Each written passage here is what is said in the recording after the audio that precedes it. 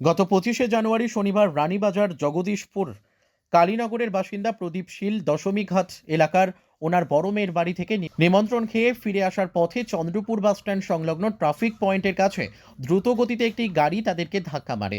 ঘটনায় মৌমিতার ছেলের মৃত্যু হয়। প্রদীপ শীল মৃত্যুর সঙ্গে পাঞ্জা লড়ছে জিবি হাসপাতালে। মা সুজাতা আহত হন এই দুর্ঘটনায়। পরবর্তীতে এই ঘটনার তদন্তে নেমে পুলিশ জয়নগরের বাসিন্দা পেশায় ঠিকাদার সন্তোষ দেবকে আটক করে। সন্তোষ দেবের দৃষ্টান্তমূলক শাস্তির দাবিতে আজ মৌমিতা শীলের আত্মীয় পরিজন ও এলাকাবাসী পশ্চিম ত্রিপুরা জেলার এসপির সঙ্গে এক ডেপুটেশনে মিলিত হন। সেই সাথে তার দৃষ্টান্তমূলক শাস্তির দাবি জানান। 25 তারিখ রাত্রে যে ঘটনাটা হইল, আমার ননদের জামাই, ননদ আর ভাগ্নি আছে, তিনজন রে একদম বাড়িতে ফেলাইতেছে। সে বাড়িতে তো ফেলাইছে, তারপরে তো সে কী করলো, আবার কোর্টও ছাড়া পাইল। তো কোর্টে যে ছাড়া পাইল, হে কি কোনো খেলাতে বিশ্বকাপ জয় করছে না এরকমভাবে হে হাত লড়াইতেছে। একটা 16 বছরের বাচ্চাও যদি এমন কাজ করে, তার ভয় থাকে। হে 50-এর উপরে বয়সিব, ক্ষেত্র রক্ত আরও দেখা যেতেছে, মাবিয়া দেখা যেতেছে। তো হেরে কীরকমভাবে চাললো? তো পুলিশ যদি না পারতো, আমরা একটু কইতো যে আমরা পারতেছি না, আপনি রায়ের। পুলিশ কীভাবে তারা ছাড়া দিল? আজকে আমরা ঘর নষ্ট করছে, আরেকজনের এমন করবো, মারার অনেক করে রাখছে। তো তার শাস্তি চাই, আইনে যা করে। আর মাননীয় মুখ্যমন্ত্রীর কাছে হাত জোর করে কই, মুখ্যমন্ত্রী যেমন আমরা কত সাহায্য করে, তার শাস্তির লেগে আর কিচ্ছু না। তো পুলিশের ইয়ে নিয়ে কি কোনো পুলিশ যদি পুলিশের সামনে যে কোনো লোক গেলে ভয় পা, সে কোনো ভয় পেল না। তো এটা কি বোঝা যা? আর কি কই মুখ তো করার কোনো কথা নেই। পুলিশের সামনে একটা পুলিশ বাচ্চা যাক, বয়স্ক লোক যা, যে যা পুলিশ দেখলে বোঝা, পোশাকটা দেখলে ভয় পায়। সে তো ভয় পাইল না, সে হাত লড়াইছে, বিশ্বকাপ জয় করছে। গত 25 তারিখ রাত্রি 11:30 নাগাদ আমার রিলেটিভ, আমার পিসাত্তো বোন, ওনার বড় মেয়ের বাড়ি দশমীঘাট থেকে নিমন্ত্রণ খেয়ে বাড়ি যাওয়ার সময় চন্দ্রপুর বাসস্ট্যান্ডের কাছাকাছি ট্রাফিক পয়েন্টের এখানে তারা এই পাশ দিয়ে যাচ্ছিলো। ওইখান থেকে আসা একটু দ্রুতগতি গাড়ি তাদেরকে ওভার স্পিডে আরেকটা গাড়িকে ওভারটেক করে তারপর তাদেরকে পিছিয়ে দিয়েছে। তো তারপর তো আমরা জিবিতে গেলাম, দেখলাম তো তারা ওইখানেই একজন আমার বোন, পিসাত্তো বোন মৌমিতা শীল স্পট ডেড। তারপর আমরা থানাতে এফআইআর করতে গেলাম। তো ওই দিন তো আর গাড়িটারি কিছু পাওয়া যায়নি, নর্মাল একটা এফআইআর করেছিলাম। তারপর আমরা গাড়িও সিসিটিভি ফুটেজে কিছু দেখতে পেলাম না। ওই সময় পুলিশে আমাদেরকে যেই ফুটেজটা দেখিয়েছিল, ওইটাতে শুধু গাড়ি একটা XUV 700 এতটুকু ক্লিয়ার বোঝা গিয়েছে।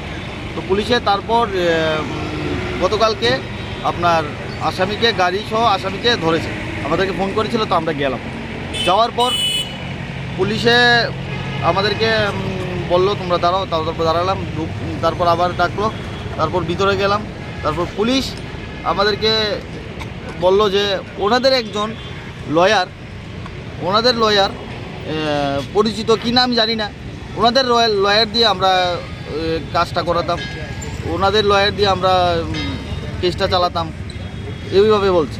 মানে এক ধরনের প্রেশারাইজ একটা মানুষ, পুলিশ মানে আপনাদের প্রেশারাইজ করছে, আমাদের প্রেশারাইজ করছে। একজন উকিল, একজন মোহরি, হয়তো সম্ভবত মোহরি, আমি চিনি না, বলেছে। তারপর বলছে আমরা অনেক কষ্ট করে বের করেছি, ইনভেস্টিগেশন করেছি। তো তার জন্য ওনার কথা শুনতে হবে, ওনার কথা শুনে ওনার উকিল দিয়ে কাজ করাতে হবে। কে বলছি কথাটা? এটা বলেছে সৈকত, কি জানি নামটা দেখে বলতে পারবো আমি, সৈকত কি জানি নামটা, এসআই, হয়তো বা এসআই হবে। তারপর ওনারা বলছে, আমি বলছি না, আমার চেনা জানা উকিল আছে, আমরা কথা হয়েছে। ও না, আমরা এত কিছু করলাম, তারপর মিষ্টি রাউন্ড নাকি খেয়ে যাবে, এইভাবে বলছে। ওনার একজন মারা গেছে, ওনার কোনো ইয়ে নেই, ওনারা এভাবে বলেছে। তারপর যাই হোক, আসামি কোথায় দেখলাম, আসামি উপরে বসে তাদের সাথে কথা বলছে, কোনো লকআপটা করে রাখিনি আসামিকে। তারপর একটা ভিডিও ফুটেজে দেখতে পেলাম আসামি হাত দেখিয়ে গাড়িতে উঠছে, ভ্যানে উঠছে টাটা দিয়ে।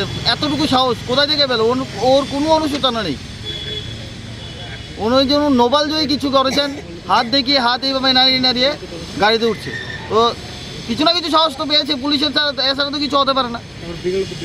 তার বিকেলে ও জামিনও পেয়ে গেছে।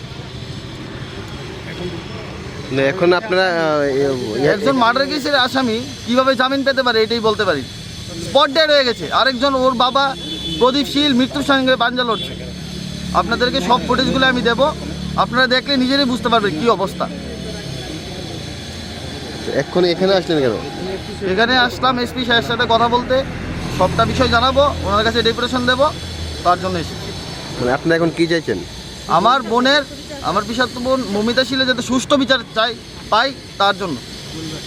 পরিবারটা তো সব শেষ হয়ে গেল, আর কেউ নেই পরিবারে, মা তো একটা পাগলের মতন হয়ে গেছে।